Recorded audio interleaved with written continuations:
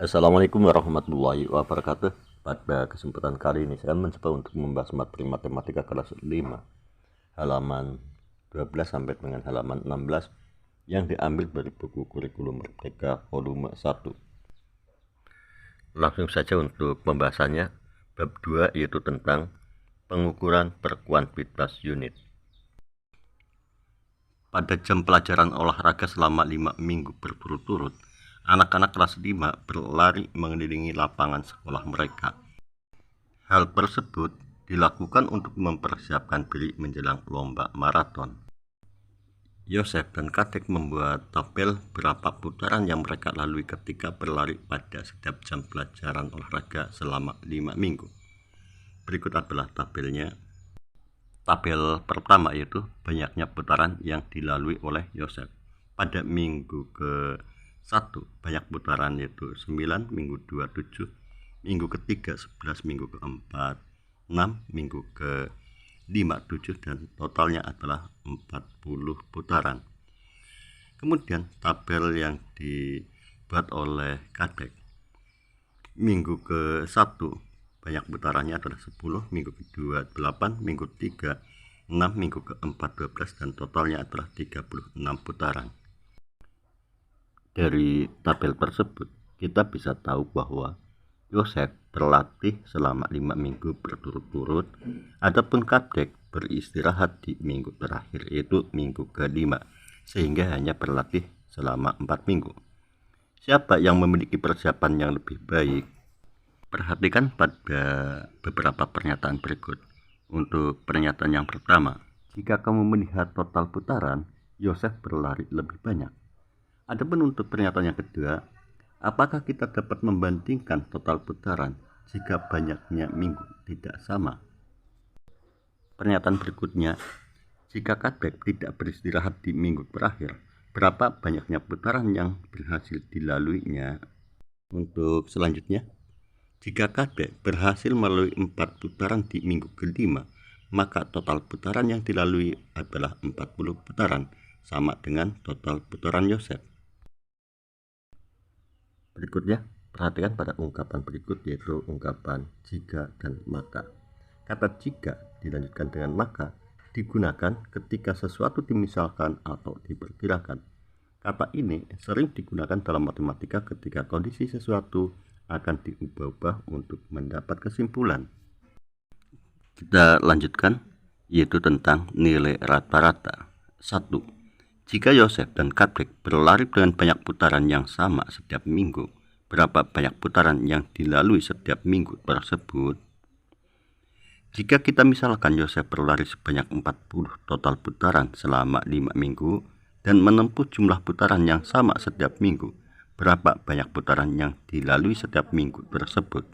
Perhatikan pada diagram putaran yang dilalui oleh Yosef, di mana pada minggu pertama Yosef menempuh 9 putaran, minggu kedua yaitu 7 putaran.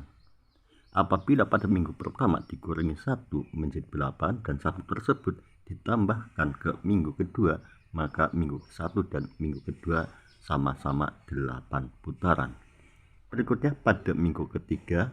Pada minggu ketiga Yosef menempuh sebanyak 11 putaran. Adapun minggu keempat dan kelima yaitu 6 putaran dan kelimanya 7 putaran.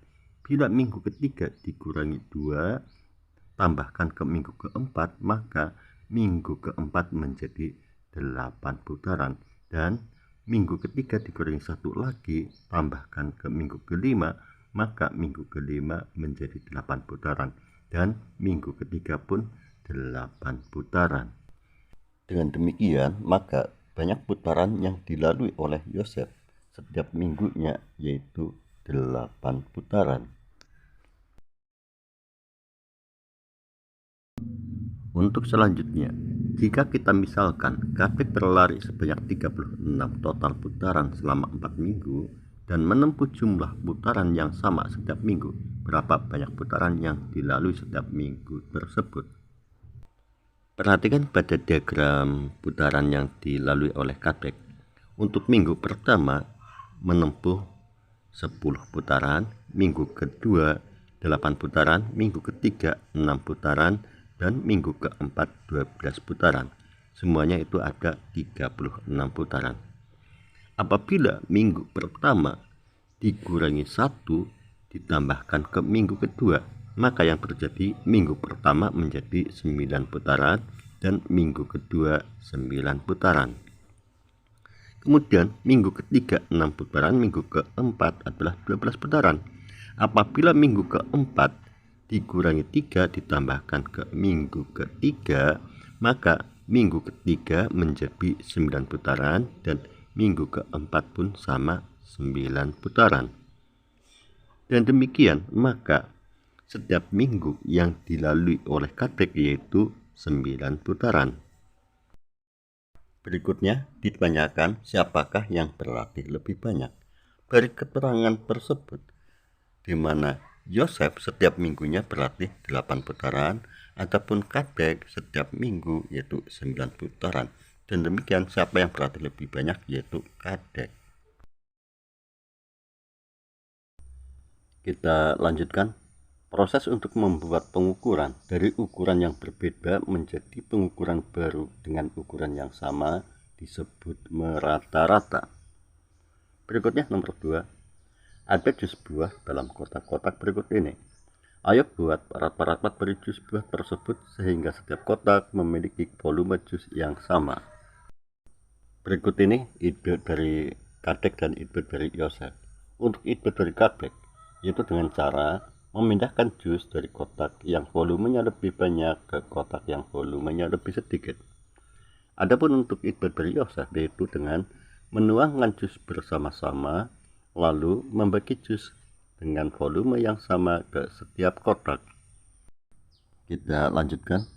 Ayo berpikir bagaimana cara menghitung pengukuran rata-rata. Untuk menghitung rata-ratanya, caranya yaitu total jus dalam 4 kotak dibagi dengan banyaknya kotak sama dengan rata-rata jus per kotak. Adapun untuk total jus dalam 4 kotak yaitu 4 ditambah 2 ditambah 1 ditambah 5, di mana 4 tambah 2 6, kemudian tambah 1 7, ditambah 5 sama dengan 12. Selanjutnya dibagi banyaknya kotak yaitu dibagi 4. 12 dibagi 4 3, dan demikian rata-rata jus per kotak yaitu 3 desiliter.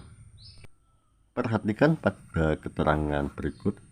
Bilangan atau pengukuran yang merupakan rata-rata dari beberapa bilangan atau pengukuran disebut nilai rata-rata. Untuk mencari nilai rata-rata, caranya itu jumlah total dibagi dengan banyaknya unit. Untuk selanjutnya, yaitu nomor 3, manakah di antara 2 ayam berikut yang menghasilkan telur paling berat ketika dijumlahkan? Bandingkan dengan menghitung berat rata-rata dari telur tersebut. Perhatikan pada gambar di mana ada ayam putih dan merah. Ayam putih menghasilkan sebanyak 6 telur, adapun untuk ayam merah menghasilkan 7 telur.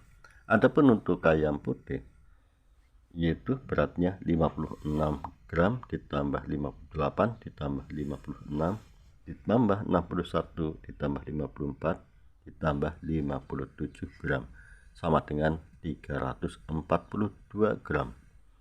Adapun untuk ayam merah, yaitu 57 gram ditambah 53 gram ditambah 60 gram tambah 58 ditambah 56 ditambah 53 ditambah 55 gram sama dengan 392 gram. Untuk selanjutnya kita akan membandingkan dengan menghitung berat rata-rata dari telur tersebut. Untuk mencari berat rata-rata atau samanya dengan nilai rata-rata, caranya itu jumlah total dibagi dengan banyaknya unit. Sekarang kita akan mencari terlebih dahulu untuk berat rata-rata dari telur yang dihasilkan oleh ayam putih. Caranya yaitu jumlah total yaitu 342 dibagi dengan banyaknya unit yaitu dibagi 6. 342 dibagi 6 itu berapa? Kita gunakan pembagian per gablet. Perhatikan di sini 342 dibagi 6. 3 dibagi 6 tidak bisa, maka 34 dibagi 6 yaitu 5. 6 dikali 5 30. Berikutnya 34 dikurangi 30 tinggal 4. Turunkan 2 menjadi 42 dibagi 6 yaitu 7. 6 dikali 7 42. Berikutnya 42 dikurangi 42 0. Dan demikian rata-rata untuk telur yang dihasilkan oleh ayam putih yaitu 57 gram. Berikutnya, berapa berat rata-rata telur yang dihasilkan oleh ayam merah? Kita akan menghitungnya yaitu dengan cara jumlah total dibagi dengan banyaknya unit, atau samanya dengan 392 dibagi 7. Kita hitung dulu untuk 392 dibagi 7. 39 dibagi 7 yaitu 5. 7 dikali 5 35. Berikutnya 39 kurangi 5 tinggal 4. Selanjutnya turunkan 2 menjadi 42 dibagi 7 yaitu 6. 7 dikali 6 42. Berikutnya 42 dikurangi 42 0. Sekarang sudah kita ketahui bahwa berat rata-rata untuk telur yang dihasilkan oleh ayam merah yaitu 56 gram. Kembali lagi ke soal, manakah di antara dua ayam berikut yang menghasilkan telur paling berat ketika dijumlah, yaitu ayam putih. Untuk berikutnya, perhatikan pada keterangan berikut. Jika menemukan sesuatu yang tidak mungkin untuk dinyatakan dengan bilangan desimal, misalnya jumlah buku, kamu tetap dapat menghitung nilai rata-ratanya dan dapat dinyatakan dengan bilangan desimal. Berikutnya nomor 4, ini untuk contoh. Tabel di bawah ini menunjukkan jumlah buku yang dibaca oleh 5 orang siswa pada bulan Agustus. Berapa banyaknya buku rata-rata yang dibaca oleh kelima siswa tersebut? Di sini pada tabel nama yaitu Yosef, jumlah buku yang dibaca 4, Kadek 3 buku, dia tidak membaca atau 0, kemudian Badang 5 buku, dan Yosef 2 buku. Untuk mengetahui rata-ratanya yaitu 4 ditambah 3 7, kemudian tambah 0 berarti tetap 7, kemudian ditambah 5 12, selanjutnya ditambah 2 menjadi 14. Berikutnya 14 dibagi 5. Kita hitung menggunakan pembagian Prokapit yaitu 14 bagi 5 yaitu 2. 5 dikali 2 10. Berikutnya 14 dikurangi 10. 14 kurangi 10 tinggal 4. 4 bagi 5 tidak bisa, tambahkan 0, dan di atas tambahkan koma. Sekarang 40 bagi 5 yaitu 8. 5 dikali 8 40. Berikutnya 40 dikurangi 40 0. Dan demikian rata-rata buku yang dibaca yaitu 2,8 buku. Berikutnya perhatikan pada keterangan. Bahkan untuk sesuatu yang tidak mungkin untuk dinyatakan dengan bilangan desimal, misalnya banyak buku, nilai rata-ratanya dapat dinyatakan dengan bilangan desimal. Berikut ungkapan rata-rata. Dalam bahasa Indonesia, rata-rata berarti hampir sama atau berimbang jumlahnya. Demikianlah apa yang bisa saya sampaikan. Semoga bisa dipahami dan bermanfaat. Cukup sekian. Wassalamualaikum warahmatullahi wabarakatuh.